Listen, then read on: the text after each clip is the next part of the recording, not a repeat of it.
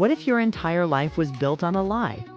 What if the people you trusted the most, the people who raised you, shaped you, protected you, were actually standing on top of a truth so heavy, so explosive, that revealing it could tear your identity apart? That's the question I want you to sit with as I take you into a story that didn't just change my life, it uprooted it, rewrote it, and left me standing in a place where everything familiar suddenly felt foreign. Because for as long as I can remember, there was a quiet hum beneath the surface of our family. Not loud enough to notice, not strong enough to alarm me. Just a subtle, strange tension, the kind of feeling you get when someone tells you a story. And you smile and nod because you love them. Even though something inside you whispers that doesn't add up. Growing up, my family looked normal from the outside. Maybe even perfect if you didn't look too closely. We weren't rich, but we lived comfortably. Family dinners were warm. Holidays were filled with laughter. Birthdays felt magical. My parents were loving, protective, and fully invested in my life. But no matter how safe my childhood felt, there was always an invisible wall around certain topics. A wall I didn't notice until I was old enough to question why it existed in the first place. Whenever old family stories were told, there were pieces missing. Holes patched with vague phrases. Gaps sealed with soft laughter that sounded forced if you listened carefully. I would sometimes ask about our family history, where we came from, who we were before I was born, and every time the room changed, my mother would become quiet. My father would abruptly shift the topic. Relatives would exchange glances, then bombard me with unrelated stories. As a kid, I thought it was normal. As a teenager, I chalked it up to older adults being private. But as an adult, a strange unease settled in. Why did simple questions feel like I was poking at something forbidden? And then there was the dream, a recurring dream I had since I was young. It always began the same way. A woman with long dark hair standing in a dimly lit room, looking at me with a sadness so heavy it wrapped around my chest. She didn't speak. She didn't move. She only watched me with eyes that were full of longing and loss. When I was little, I assumed she was just a random image my mind created.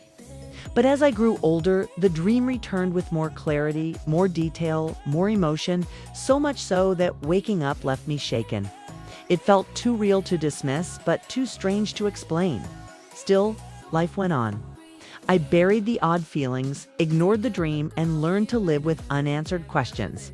After all, we all have strange thoughts sometimes, right? But that illusion shattered the day my father died. The kind of loss that breaks something inside you. The kind that shakes the foundations you've always trusted. And while grief is a storm, it also has a brutal way of pushing hidden things to the surface. In the months that followed his passing, the tension in the house thickened. My mother grew quieter. My questions grew louder. And the walls around our past seemed weaker, thinner, as if waiting for the right moment to crack. I never expected the truth to find me the way it did suddenly. Violently, without mercy, while I was doing something as simple as cleaning out the attic. I wasn't searching for answers. I wasn't digging for secrets. I wasn't trying to uncover anything at all. But maybe that's why it happened that day. Because sometimes the truth doesn't want to be chased. Sometimes it wants to be found. What I discovered that night didn't come in the form of a dramatic revelation or a confession from a trembling parent. It came in the form of something small, unassuming, but unbelievably powerful. A wooden box sealed with a rusted lock. A box that had clearly been untouched for decades. A box that shouldn't have been there. A box that would tear open a past I never knew existed. And as I held that box in my hands, a strange chill swept through me. The kind that crawls across your skin when your instincts scream that something big, something irreversible is about to happen. I ignored that feeling. I shouldn't have. But I did. That box held the truth my family spent years burying. And once it opened, there was no going back. The days after finding that box felt like walking on shattered glass, each step slicing deeper than the last. Nothing around me looked the same. The walls of the house felt unfamiliar, like they belonged to strangers.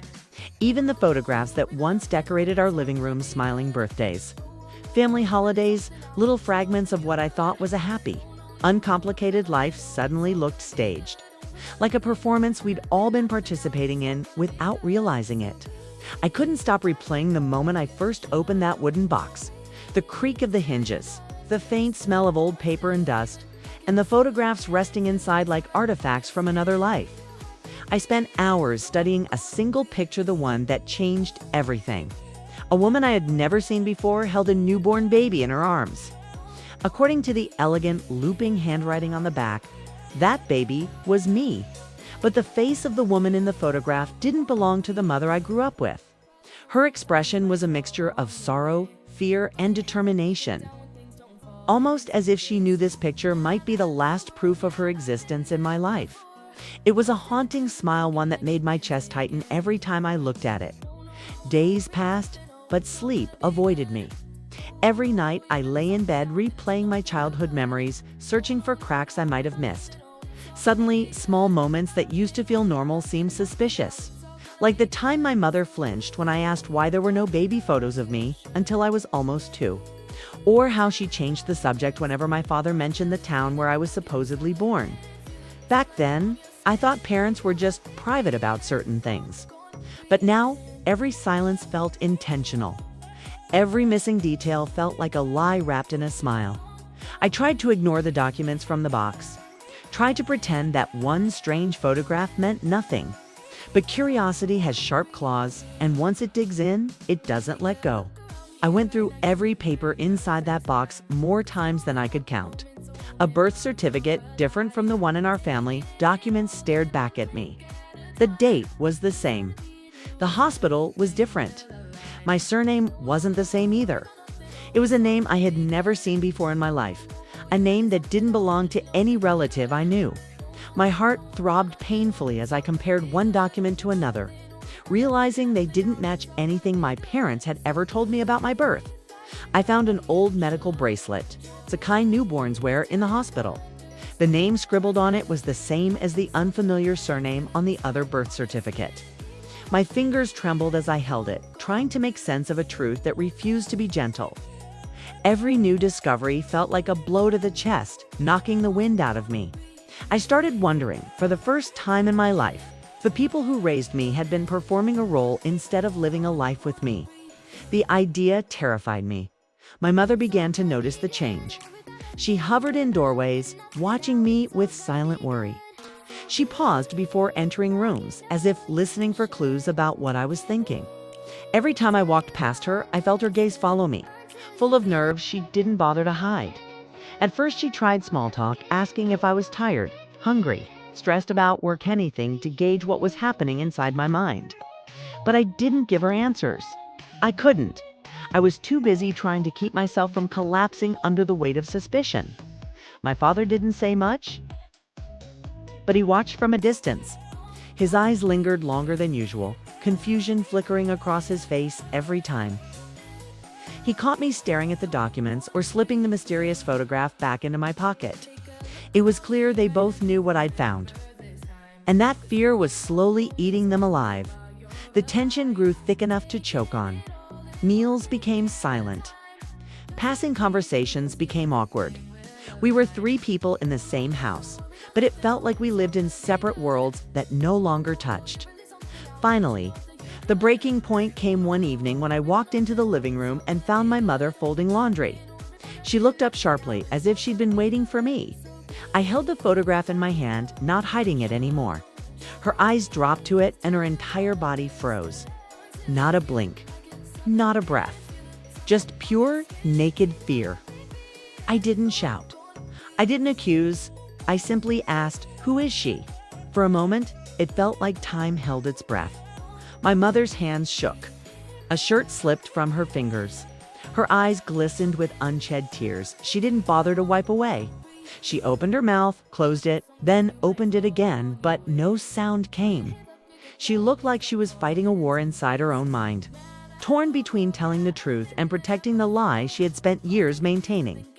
My father entered the room at that moment, and the look they exchanged said more than words ever could. It wasn't confusion. It wasn't surprise, it was defeat. They had always known this day would come, and they had always dreaded it. When my mother finally spoke, her voice was barely a whisper, trembling as though saying the truth out loud might shatter the world around us. You were never supposed to find that." The sentence hit me like a physical blow. My legs weakened. My heart felt like it had been ripped out of my chest. My father looked away, unable to face me. My mother covered her mouth as if trying to hold back a confession that had been caged for decades. "You were never supposed to find that." That single sentence cracked the foundation of everything I ever believed. Every memory, every moment, every smile, every story. All of it suddenly felt rehearsed, curated, chosen selectively to hide something enormous. And in that moment, standing in the quiet of our living room, surrounded by the ghosts of lies I hadn't even begun to understand, I realized my life was about to change in ways I wasn't prepared for. The truth was no longer a distant shadow. It was right in front of me, demanding to be heard, demanding to be faced. The silence in the living room stretched so long it felt like the walls were holding their breath. My mother sat on the edge of the couch, hands trembling, eyes unfocused. As if she had fallen through time and was standing in the past she had tried so desperately to bury. My father lingered behind her, pacing without moving his feet, trapped between stepping forward to support her or disappearing completely. It took hours before she spoke, hours of choking silence, shallow breaths, and eyes that kept drifting to the floor as if the truth itself was lying down there, waiting to be picked up. When she finally began to talk, her voice cracked like something inside her had snapped. The words didn't come out gently. They spilled out like a confession from someone drowning. Someone who had held her breath for so long that releasing the truth was both agony and relief. She told me the woman in the photograph was my biological mother, not a distant relative, not a family friend, my real mother. A woman whose life was far darker and more fragile than any story I had grown up hearing. A woman who loved me enough to run not from responsibility, but from danger. She said my biological mother had been living under constant fear, hiding from someone powerful and violent. Someone who hurt people without blinking. Someone who would have used me not loved me's leverage in whatever twisted world he lived in. That man was my biological father. Not absent. Not unknown. A threat. The room felt colder with every word she spoke, like the truth itself was draining the warmth from the house. She explained how my biological parents' lives were nothing like the peaceful, structured childhood I grew up with. My biological mother had been trapped in a relationship built on fear, not love. She had tried to escape multiple times, but each attempt only made him more controlling. When she discovered she was pregnant, she panicked not because she didn't want me, but because she knew what my father would do once he realized a child could become a tool for manipulation. He'd never let her run, and he'd never let me go free. My biological mother made one final attempt to escape. She ran without looking back, and for a while, she managed to stay hidden. But running alone with a newborn is nearly impossible. She needed help, and that help came from two people she trusted. My adopted parents. They weren't strangers. They were friends she had grown up with. People she believed were good, stable, and capable of protecting a child in ways she could no longer manage. They took me in, but the decision wasn't temporary. It wasn't meant as a short-term arrangement. It was meant to save my life. My mother's voice broke when she explained that they hadn't adopted me the normal way. There were no legal ceremonies, no paperwork processed in the light of day. Instead, everything happened quietly, off the books, under the radar. Because any official trail could have led him straight to me. My biological mother had insisted they change my surname. She begged them to leave the city entirely, to disappear with me and build a new identity that had no connection to her old life. My parents agreed. They didn't hesitate. They left behind their own families, jobs, routines, everything familiar to become ghosts for the sake of keeping me safe. My father spoke up then for the first time, his voice softer than I had ever heard. He confessed they had been terrified every day for the first few years of my life. Every time a car paused too long in front of our house, they panicked. Every time the phone rang late at night, they froze. They never used social media. They never shared photos. They didn't visit relatives. They didn't celebrate many holidays outside our home. The life I thought was simply quiet and private was actually heavily guarded. Shaped by fear that the man chasing my biological mother would eventually find me. My mother wiped her eyes and said that the reason she always avoided questions about my early childhood wasn't because she was hiding something casual or embarrassing. It was because she was terrified that talking about the past would summon it. She worried one misplaced memory, one wrong detail, one slip of the tongue could put me in danger.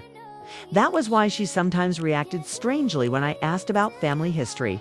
That's why she always stopped me from digging through old boxes or asking about relatives we never visited. Everything was designed to keep the past dead. In that moment, the dream I'd had for years, the recurring one where a woman with tired, sorrowful eyes stood in a doorway watching me, suddenly made sense. I used to wake up with tears in my eyes, feeling as if someone had said goodbye to me without words. I always brushed it off as childhood imagination. But now, hearing my mother explain the truth, the dream morphed into something else. It wasn't a dream. It was a memory, a fragment of the day my biological mother placed me in the arms of the people who would become my parents.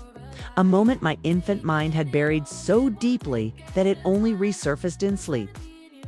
Like a quiet echo of a life I wasn't supposed to remember. My mother reached across the room and took my hand. Her grip was trembling. She told me they never intended to hurt me with the truth.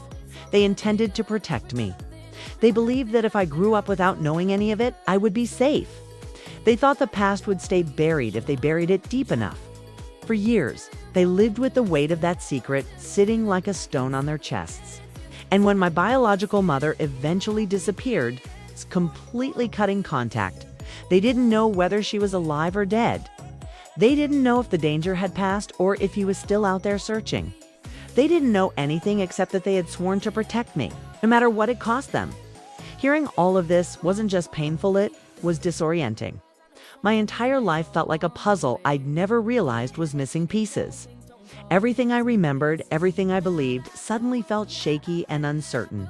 But beneath the confusion was something else, a quiet, aching understanding. These people, the ones who raised me, didn't lie to me to deceive me. They lied to keep me breathing. My mother's final words that night stayed carved into me. We didn't take you in because we wanted to hide the truth. We took you in because her last wish was that you have a life untouched by the darkness chasing her. And for the first time since finding the box, I understood something clearly. This story wasn't just about lies.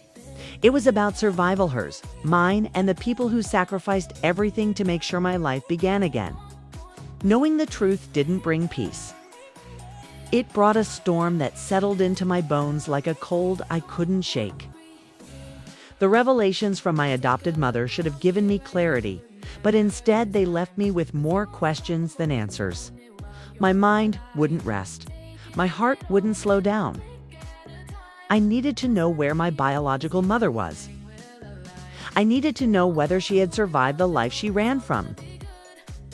And perhaps most terrifying of all, I needed to know what kind of man my biological father really was, and what that meant for me. Was danger a chapter of my past, or a shadow still following me?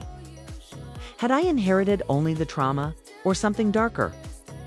The box I found became my lifeline. Every paper inside suddenly held meaning. Every torn corner, every faded line of ink, every scribbled address felt like a thread in a web I hadn't noticed before. I spread everything across my bedroom floor, letters written in different handwriting, torn envelopes, hospital documents, photographs that had aged unevenly like they had been hidden in different places at different times. Some items looked preserved. Others looked like they had been damaged by water or smoke, which raised more questions I wasn't prepared to face. The first clue I chased was an old address scribbled on a torn scrap. It wasn't written clearly, but I recognized the city name. It was 2 hours from where we live now, a place my parents had always avoided as if it carried some kind of curse. When I arrived, the building looked like it had been abandoned for decades. Windows cracked, doors broken, graffiti smeared across the walls like angry confessions. Inside, the air smelled of mildew and dust. Wasn't empty. There were faint remnants of someone once living there, an old coffee mug on the floor, long dried, a mattress with torn edges. Newspapers scattered as if someone had been trying to track the world while hiding from it. I had no proof it was connected to my mother, but something about the place felt haunted. As if I had stepped into a memory left behind by someone who fled in a hurry. The second clue came from a letter addressed to a woman named Maria. Handwritten in rushed, thin script. Inside, the words were fragmented, as if they had been written during a moment of panic.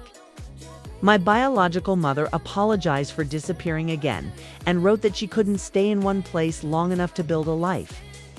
The final line froze me. If he finds me, he will find the child.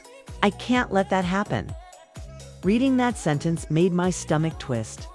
It confirmed everything my adopted mother had said. But reading it directly from the woman who gave me life felt different. It felt personal. It felt heavy. It felt like her fear had reached across time and grabbed me by the throat. Searching for her became an obsession. I drove to every address listed in the letters.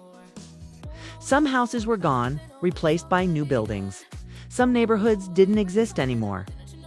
In one place, a neighbor, an elderly woman with shaky hands, told me she remembered a young woman who vanished overnight, leaving behind nothing but a suitcase and a pair of shoes on the front porch.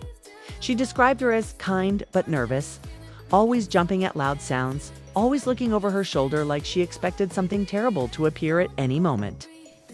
When I showed her the photograph from the box, she gasped. She didn't hesitate. "That's her," she whispered. A chill traveled down my spine. I asked the woman what happened to her. She just shook her head and murmured, "People like her don't leave peacefully." Every clue felt like chasing a ghost, one who kept slipping through my fingers just as I reached for her. But the deeper I went, the more a disturbing pattern emerged. Anyone connected to my biological mother had disappeared abruptly. People who once knew her left town. Old acquaintances moved far away without leaving forwarding addresses. Even the landlord of one of her past apartments had vanished from public records.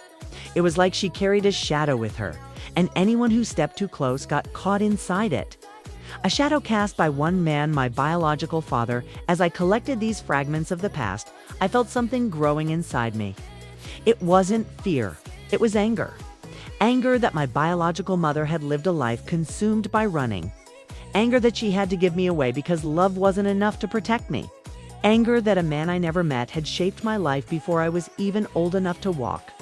And under that anger was guilt that I had grown up safe, sheltered, loved, while she lived in hiding. Always hungry, always tired, always alone. One night, after hours of sorting through every paper again, I found a letter I hadn't noticed before. It was stuck inside a folded piece of newspaper, almost invisible. The handwriting was delicate, shaky, and clearly written under emotional strain. My biological mother wrote, "If my child ever looks for me, tell them I loved them enough to disappear." I read that line over and over until the letters blurred. She loved me enough to disappear. She loved me enough to erase herself from my life so I could live a normal one. She loved me enough to vanish into obscurity rather than risk him finding me. That sentence felt like a punch to the chest, powerful, painful, and transforming. How do you thank someone for sacrificing everything? How do you carry a love that's selfless without breaking under its weight? As I dug deeper, I began noticing something else. My life, my safe, ordinary, peaceful life, had only been possible because she never stopped running. Every school I attended, every birthday I celebrated, every memory I cherished existed because she gave up the chance to see me grow up. The realization crushed me and healed me at the same time. I had lived oblivious to the danger that shaped my existence. I had lived unaware of the lives intertwined with mine, protecting me from a threat I never saw. And now that the truth was unraveling, I felt a responsibility I wasn't sure I could shoulder. But something inside me hardened. I wasn't just searching for her out of curiosity anymore. I was searching because she deserved to be found. She deserved to have her story recognized, not erased. And I deserved to know the full truth.